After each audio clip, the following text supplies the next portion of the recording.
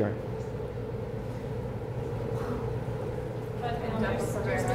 Medicaid just quit that. Uh-huh. Medicaid just stopped. They did? Yeah. Because I could write a script for Medicaid for a breast pump, and they just stopped it. Now, WIC will give it to them if they're big, big and clean and You don't think requiring health insurance plans to give contraception with no cost sharing isn't going to raise hell? I do. Well, did it say it's going to pay for the contraception? Uh-huh. Absolutely. Uh-huh. I told you about Robert Morris, right? They cover Viagra, but not contraception. Yeah, that is about that. Think of that. That's a huge cost. Uh-huh. Gestational diabetes screening has to be covered and no cost sharing. How about HPV? That's a good one. Huh? HPV? Uh-huh. STI. Uh-huh. Does that cover screening and treatment? Yes. That's huge. Uh-huh. Should we thank Michelle for this? Or? Probably. Oh no, I just think it was big. It's been buried. I didn't see it in the news anywhere. I don't see it in the news, but I saw it in newsletters somewhere. Professional newsletter. And then there's the legal situation, right? You mumbled about Virginia. 30 lawsuits have been filed on this thing. Most of the court actions that have decided it are based on the individual mandate. In addition, I don't know if you knew this, 3 states have affirmatively voted to nullify it, sort of like the Civil War era stuff. So I don't know how you nullify it, but so they're saying it's going to be illegal to set up an exchange in Virginia, and when the federal government goes to do it, what are they going to do? But they want to take away the mandate. But they nullified it. I have to go look at the timing on that. I'll bet you they enacted the exchange and there was a change in the composition of the legislators. I bet you. Interesting. Yeah. So the legal challenge is that, have you read anything about this? What do you know about federal-state relationships? Anything? You've heard of the Reserve Powers Clause in the Constitution. There are powers that are enumerated for the federal government. Things that are not enumerated are reserved to the states. Okay? Now, this law, taxes are penalized as people who don't buy health insurance. And the argument of the 26 states is that you can tax people for doing stuff, but you can't tax people for not doing stuff. That's the basic argument. And also, there's a feeling that health insurance has always been something that's been reserved to the states. You know, I told you, individual states regulate health insurance companies. So the argument is this is part of a reserve clause. The federal government's overstepped its bounds.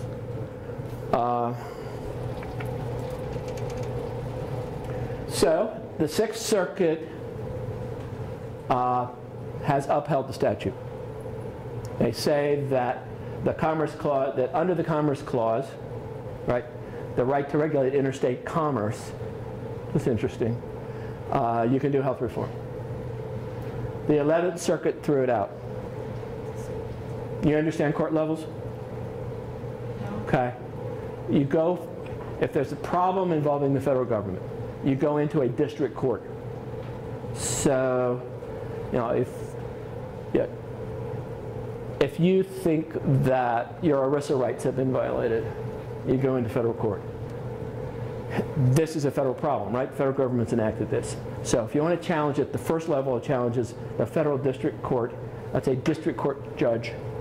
they make a ruling. Oh, and by the way, in DC and Virginia, 2 district courts have held the statute constitutional, and in Florida and Virginia, 2 other district courts have held it unconstitutional.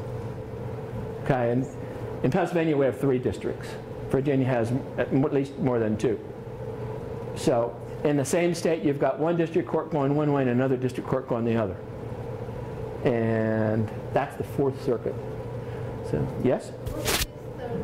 The 6th Circuit is Ohio, Michigan.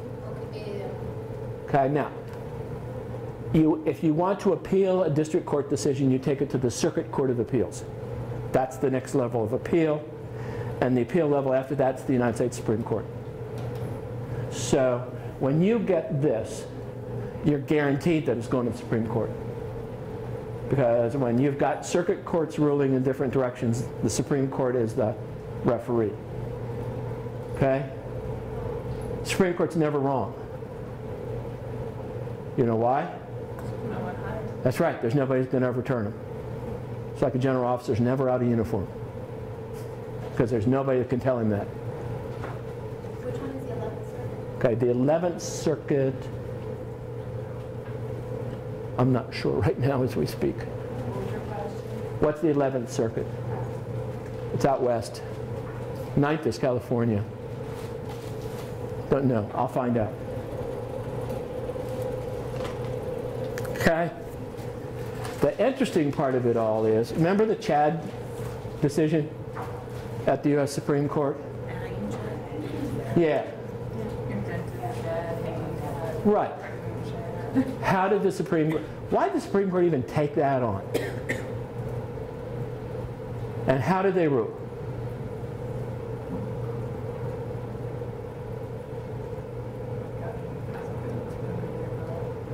And you never read much in the newspapers about that, did you? The truth of the matter is, the Supreme Court decided the election. 11th Circuit is Alabama, Florida. Thank you. Alabama, Florida, and Georgia. Yeah, and that was probably a Florida case, the Florida case that came up. Thank you. Do you think it's proper for the Supreme Court to decide an election? Who else was going to deal with it? That's why the papers left it alone. That thing sat there and played out on television right before the darn inauguration. In fact, I was in Key West when the decision came down. It was very, very wild. And it got decided on strictly party political appointment lines. Which, if you think about it, it's kind of an outrage. Right? Guess what's going to happen here? There are 4 conservative Republican judges. There are 4 liberal Democratic judges. And there's a guy named Kennedy, who was a Republican appointee who flips back and forth. How'd you like to be that guy? He's going to decide this. Himself. And he knows it.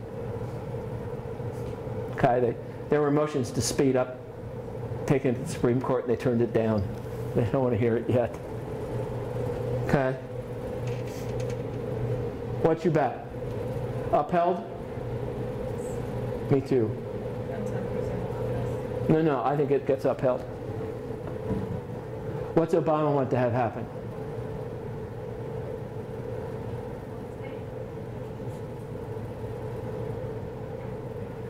No Supreme Court decision before next November.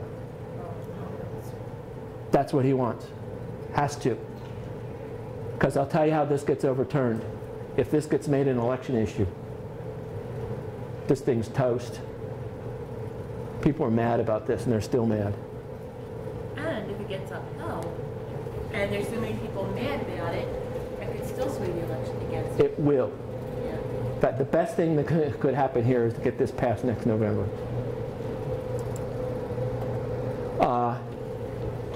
In addition, you don't read much in the newspapers about this. There have been a bunch of other lawsuits filed about this thing.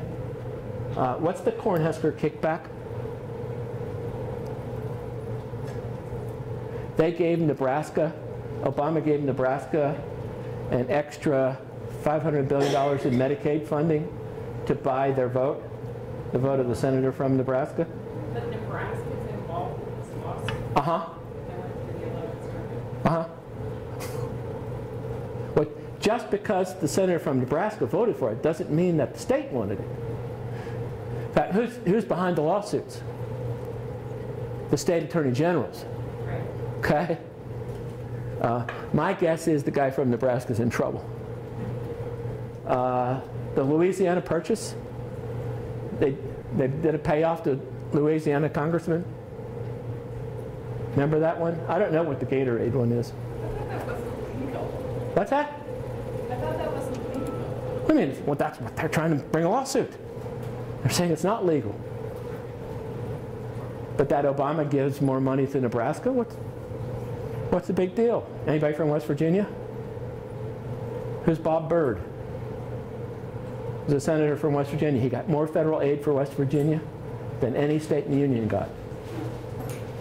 Okay? It's called pork.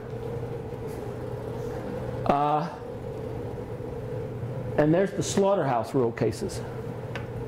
Anybody know who Louise Slaughter is? Slaughterhouse.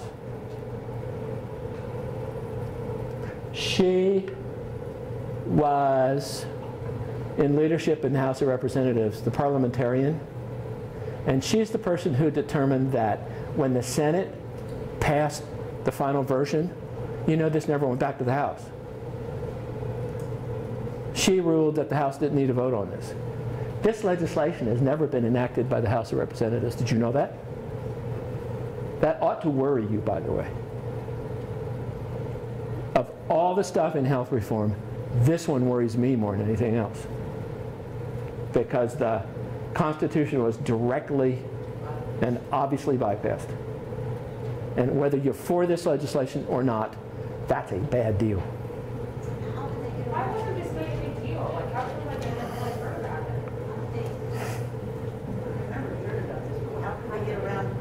Why isn't the media going crazy with this? You tell me, oh, come on, answer that question. Now, you're now a DMP graduate student, okay? And an adult, and you've been living in this world. Now, what did you just ask me? Why the media hasn't made a big deal out of this. They make it about everything else. Okay? There's no benefit for them. The media is liberal. They want health reform. Okay? Why isn't that conservative? Fox maybe, right? But I'll show you in a minute, New York Times and Wall Street Journal. I'm going to show you something from Massachusetts. It'll tickle you, right? This is not cynical. This is reality, and you know I'm right. Okay? In fact, well, they had a brouhaha last week. Who's that? Bachman? Did you see the Newsweek picture of Bachman? They had a big brouhaha. Yeah, trying to scare the voters on her. It was pretty good, actually. Huh? Yeah.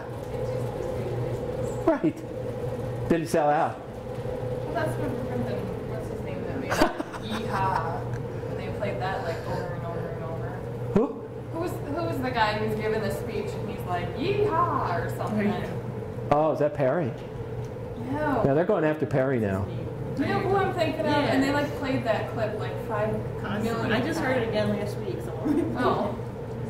Okay, if you can think of it. All right, last piece on the update stuff. Massachusetts, right? Massachusetts did this. They did exchanges. And they did it in 2006. So it's 5 years later, right? What's happened? Well, first of all, what did they do? Huh? Howard Dean. Howard Dean. Really? He's a liberal guy. Yeah, that was the... Yeah, she was just making the correlation Sorry. that this guy, Oh, when he was campaigning, he did something stupid, and the media caught him doing something stupid, and just and they played it all over, and he was out of the race. Yeah. yes. That's a long time The ago. liberal Yeah. media wanted John Kerry, though. They didn't want him. Yeah. Is that what happened? Like that. Yeah, it was in New Hampshire, wasn't it? He was giving some... Yeah, I think you're right. Some speech and like at the end, he like... It put John Kerry in. Yes. Yes. Well, how about the vice president? Would they catch him? Oh, all the time. Swearing after a signing. Oh. Yeah. But they left the microphone on after the signing ceremony, and they caught him saying something very nasty. Huh? Dropped the F-bomb, right? Yeah. Yes, he did. You really believe that your elected officials don't ever use those words? Of course they do. I do. Too much with my kids, but okay. My wife says, how do we teach them not to swear when you do? Yeah, okay. Massachusetts. Free health care if you're under 150% of the federal poverty level. They will subsidize you up to 300%. And I think that's almost word for word in the federal act. They have an exchange. They call it something else, but it's an exchange. And you get taxed in Massachusetts if you don't carry health insurance. Before the law was passed, 6% of Massachusetts residents had no health insurance. Now 4% have no health insurance. So in 5 years, yeah, and in fact, 20,000 people have enrolled in exchange plans in Massachusetts. That's low. The employers are taxed if they don't provide health insurance in Massachusetts. Private health care spending in Massachusetts has grown 7.5% per annum after enactment. So if you don't get insurance, how much rate is it? You're saying it's half. Well, there's interesting in Massachusetts, and I can't really get the straight story on it. I mean, for some people, is it just a lot for the tax and pay the tax? It is. I think it's based on your income. It's an income tax. $200 and $300 strikes me as what I remember from it. But what I hear is they're not actually going out and collecting it. Is what I'm saying is, you know, that they're kind of looking the other way. Yeah, I don't know. And by the way, you know, in terms of a mandate, there's an individual mandate that's been in effect since 2006, and nobody's challenged the constitutionality of it. So I don't know. Is that last bullet a positive reflection upon this reform? No, it's a negative. So, the Urban Institute, a think tank, says the reforms have worked. Beacon Hill, another think tank, says that it's caused a dramatic increase in healthcare spending.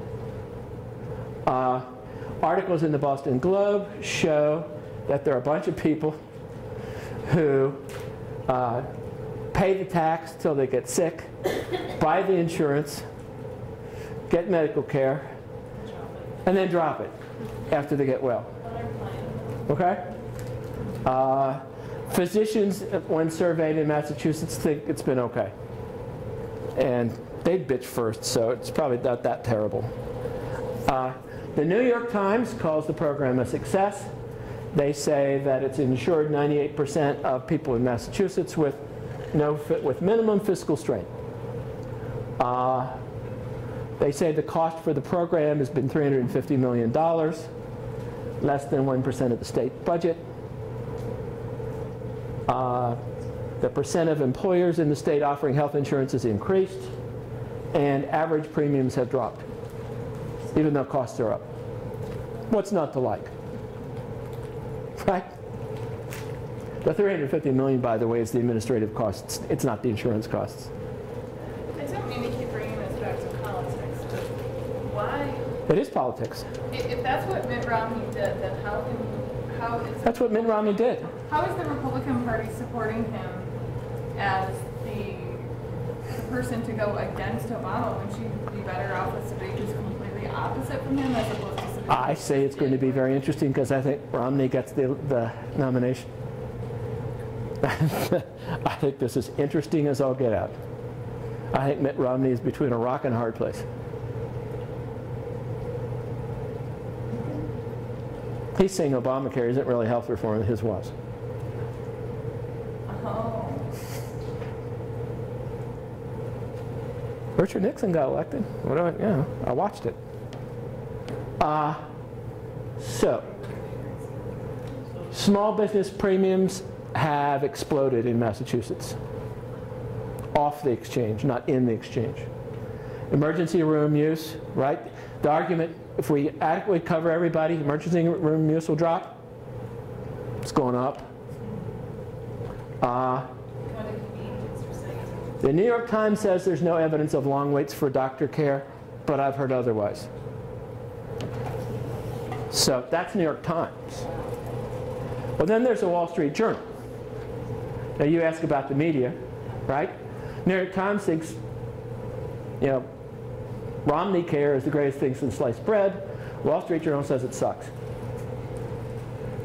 Right? They say, well, Massachusetts already had the lowest percentage of uninsured. They say the coverage increased from 88% to 96%. They say emergency room visits have gone way up, most of them unnecessarily so. They claim that that surveys have found that people can't get a physician as easily. Oh yeah, the labor unions have refused to join the exchanges, or to use the exchanges. Premiums have increased by 6 or 7% higher than they would have been without the reform. They say premiums in insurance premiums in Massachusetts rose 10 to 30% last year. And as a result of all the cost increases, the governor of Massachusetts has proposed price controls on doctors and hospitals. So they say it's a failure. Well, what's the thinking around why the ER visits increase? Like what's Because now they have insurance. It's Moswell. Now, I told you about Moswell, right? I don't know. Because the ER can't deny it. That's like the doctor's office. There have actually been studies of the increased use of the emergency. And I talked about this some in the spring, right? I take an economist's view of all this, which is way different. Okay? But till I get there, who's using the emergency room more? Flat out studied. And I didn't tell you in the spring? Who? No. Absolutely not. Medicare patients. Medicare patients' use of the emergency room is up 50 to 70%. Second biggest increase, Blue Cross patients, not Medicaid. Not Medicaid. Why? Medicaid can't afford to go to the ER. Medicare can. Maybe. Yes. Think doctors. Think primary care. Think about how many patients you need to see an hour if you're in primary care. How many? At least 4. 4 be good, 6 better, right? Now you get a complicated patient. You get a complicated patient that's going to take you an hour to deal with. Turf them. Right? You know that word. House of God, Sheldon Shem. You read it? What? Say it again? I did. A book called House of God by Sheldon Shem. It's where turfing came from. And go. Okay? Gomers. Gomer. Right? Oh, Gomers never die. Yeah. yeah, that book's Okay? So, if you're a primary care physician, well, look, if you can't get a primary care physician, you go to the ER. If you're a complicated Medicare patient, right, doctor tells you go to the ER. Right? Yeah, particularly I think some of the child practices, they're capitated. Well, I told you about me, right? I can't afford to sit in a doctor's office. Costs me too much money. Okay? So no, I figure out when the ER is not busy, and that's when I go. I can be in and out of there in a half hour. Not on a Friday night. And then, you know, it's a win-win for the physician. Mhm. So they have admitting privileges in the hospital. Absolutely. You get to see them in the hospital. They get reimbursed at a higher rate. And that's Unless there's hospitalists, but yeah. right. And then, Yes. if the person is from a nursing home, once they get back to the nursing home, they get to do another H&P, which is another higher reimbursement. Okay. Why is emergency room use going up? Because people want to use the emergency room. It's demand. Doctors' offices are closed from 5 in the evening